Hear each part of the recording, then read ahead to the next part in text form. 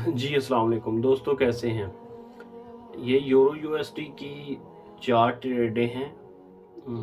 थोड़ा-सा मार्केट ने फ्लक्चुएट किया है, अदरवाइज़ ये सेम पॉइंट पे ट्रेड एंटर होती। तो ये ट्रेड जो हैं ये बेसिकली वॉल्यूम बेस पे ट्रेडिंग है, ठीक है? ये वॉल्यूम बेस पे ट्रेडिंग है, अदरवाइज़ इसमें कोई दूसरी चीज़ नहीं है, ठीक है?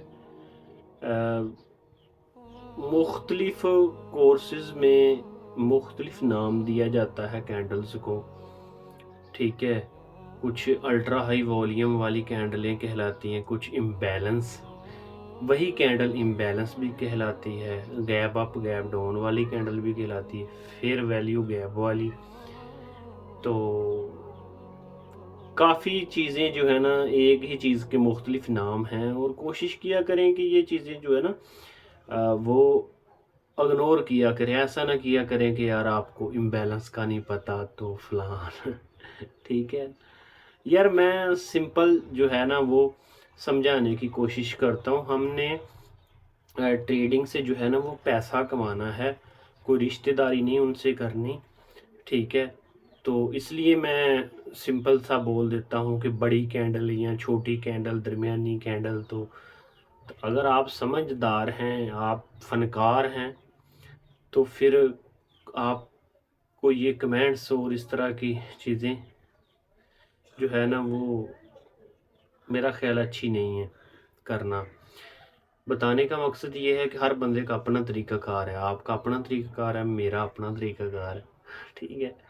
तो मैं बिल्कुल सादा से और देसी तरीके से ही बात करना पसंद करता हूँ, और समझना भी इसी तरीके से पसंद करता हूँ, ठीक है?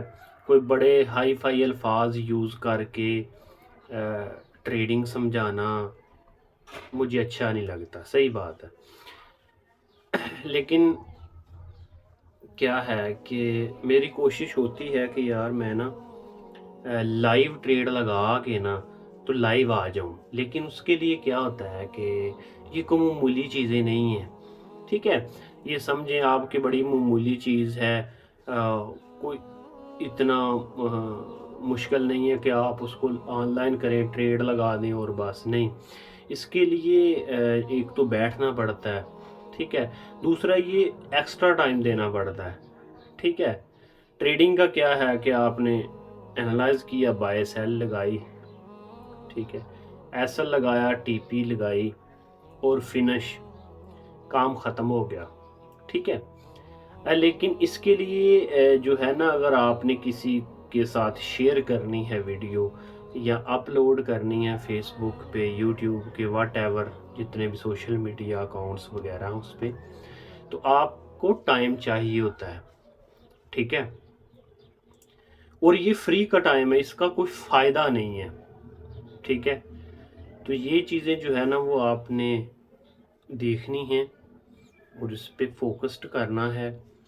और ये ट्रेडें लग रही हैं, ये लाइव है। मैंने पहली दफ़ा लाइव ट्रेड लगा के उसको कोशिश की है रिकॉर्डिंग करने की, ठीक है?